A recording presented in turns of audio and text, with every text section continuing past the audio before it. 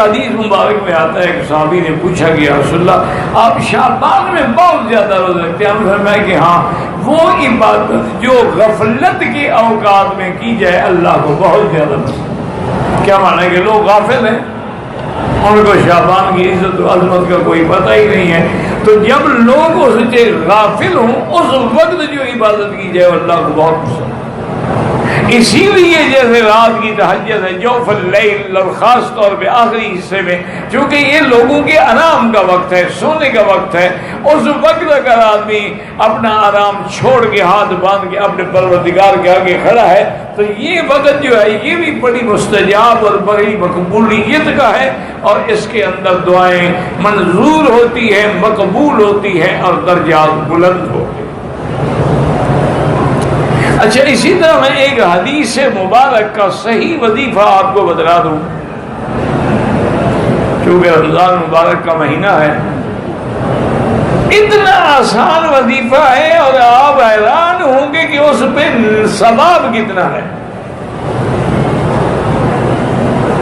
हजूर पाक ने फरमाया कि जो बंदा बाजार में जाकर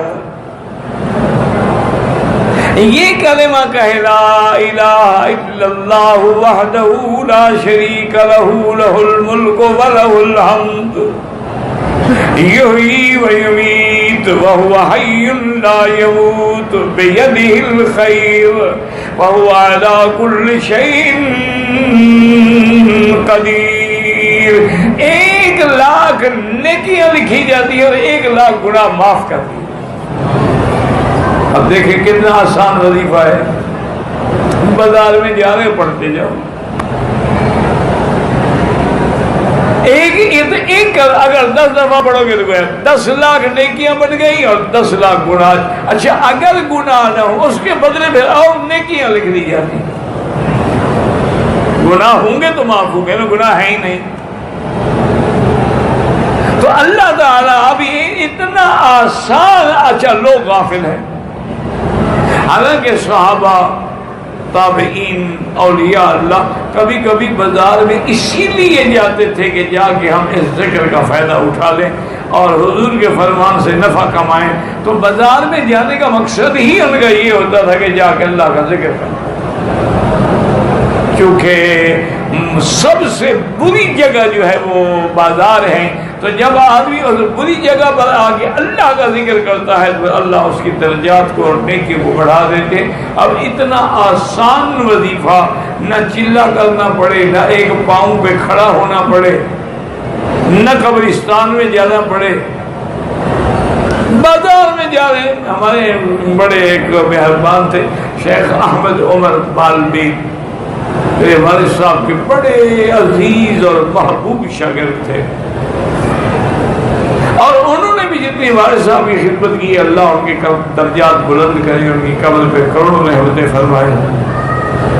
तो कभी कभी मैं उनका माशाअल्लाह हरम के करीब एक बहुत अच्छी मकान, अब भी उसकी औलाद माशाअल्लाह बड़े लोग हैं, तो वहाँ कभी कभी ठहर जाता था।